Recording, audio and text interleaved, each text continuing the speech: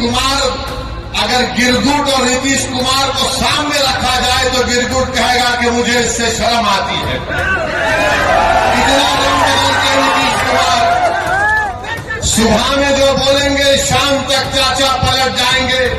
अरे जब तुम सत्ता में तेजस्वी चाचा के साथ आ गए तो बड़ा हाथ पकड़कर चल रहे थे, गले मिल कर बोल रहे थे कि हम ये कर देंगे, बताओ फिर क्या हुआ। और भी कई पार्लियामेंट की सीट पर इंशाअल्लाह ताला हम सोच और विचार कर रहे हैं, क्योंकि हम जान चुके हैं कि तुम बीजेपी को नहीं रोक सकते।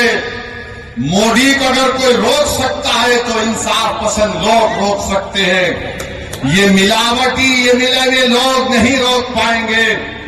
ये कभी भी किसी भी कीमत पर आपका सौदा कर जाएंगे।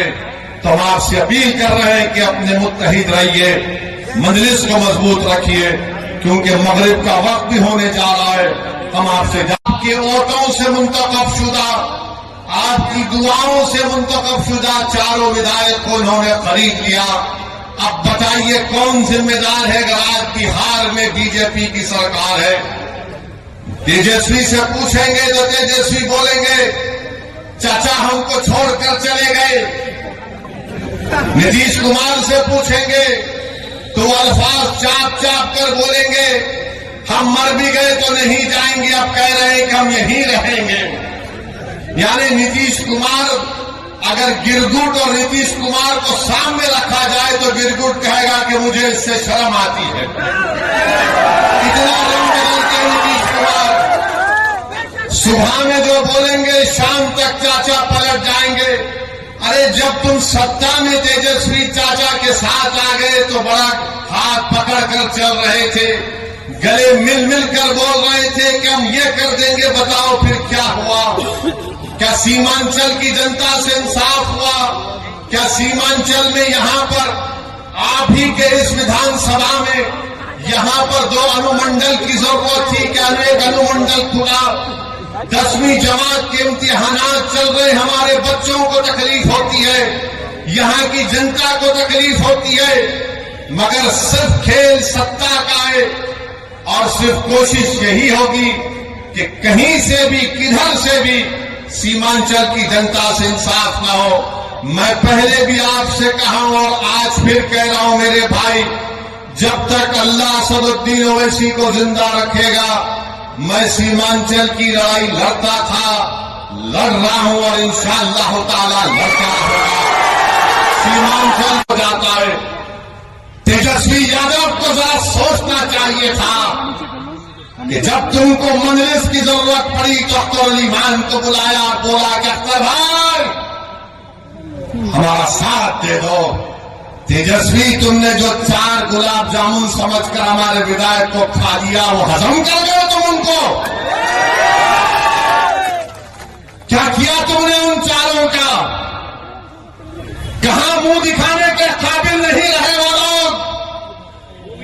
आज अख्तर अली खान से कह रहे, अरे हमने पहले दिन से कहा था कि हम बीजेपी से कभी समझौता नहीं करने वाले, हम कभी समझौता नहीं किए, ना करेंगे कभी इंशाअल्लाह ताला।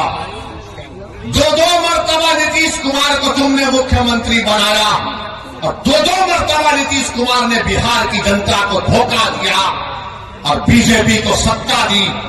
मगर बताओ इनकी जबानें बंद है, जबानें बंद है, कुछ नहीं कहते।